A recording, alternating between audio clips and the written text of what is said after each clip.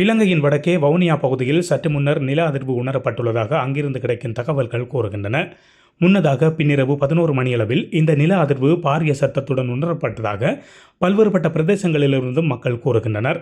குறிப்பாக வவுனியாவின் வடக்கே ஓமந்தை தொடக்கம் தெற்கே சிதம்பரபுரம் செட்டிக்குளம் வரையிலும் இந்த அதிர்வு உணரப்பட்டதாக சமூக வலைத்தளங்களில் மக்கள் கூறுகின்றனர். சரியாக 11 மணியளவில் ஒரு பாரிய வெடிப்பு போன்ற ஒரு சத்தம் கேட்டதாகவும் இந்த சத்தம் தொடர்ந்து 10 செகண்ட்களுக்கு மேல் நீடித்ததாகவும் மக்கள் கூறுகின்றார்கள்.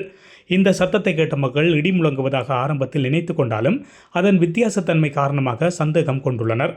இதேவேளை இந்த சத்தம் ரயில் செல்வதைப் போல் உணரப்பட்டதாக ஓமந்தை பகுதியைச் சேர்ந்த ஒருவர் கூறுகின்றார். ஆனாலும் அது ரயில் ஓட்டத்தை விட சற்று வித்தியாசமாக இருந்ததனால் அதனை என்னவென்று ஊகிக்க முடியவில்லை என்று அவர் கூறியுள்ளார். வவுனியா குட்செட் பகுதியைச் சேர்ந்த நபர் ஒருவர் கூறுகையில், திடீரென்று வீட்டு எண்ணல் கதவுகளும் கூரைகளும் அதிரத் தொடங்கின. அதோடு வெளியிலும் ஒரு சமமான அதிர்வு சத்தம் கேட்டவாறு இருந்தது. மழை வரப்போகின்றது என்று வெளியே காயப்போட்டிருந்த உடைகளை எடுப்பதற்காக வந்தபோது வானம் வெளுத்து நிலவு பளிச்சென்று காணப்பட்டது. மழைமேகம் இல்லாமல் எப்படி இடி முழங்கும் என்ற பெரும் குழப்பத்தில் வீட்டினுள்ளே வந்து முகநூலை தட்டியபோதுதான் அது எல்லா இடமும் உணரப்பட்டுள்ளதை அறிகின்றேன் என்று அவர் கூறியுள்ளார். இதேவேளை அனுராதபுரம் மாவட்டம் பதவியா பகுதியிலும் நில அதிர்வு உணரப்பட்டதாக அப்பகுதி மக்கள் கூறுகின்றனர்.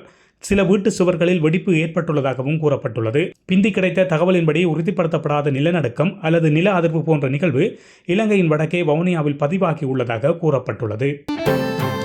இதுபோன்ற செய்திகளை, சுவாரஸ்யமான தகவல்களை உடனுக்குடன் அறிந்து கொள்ள உண்மை சேனலினை சப்ஸ்கிரைப் செய்து இணைந்திருங்கள்.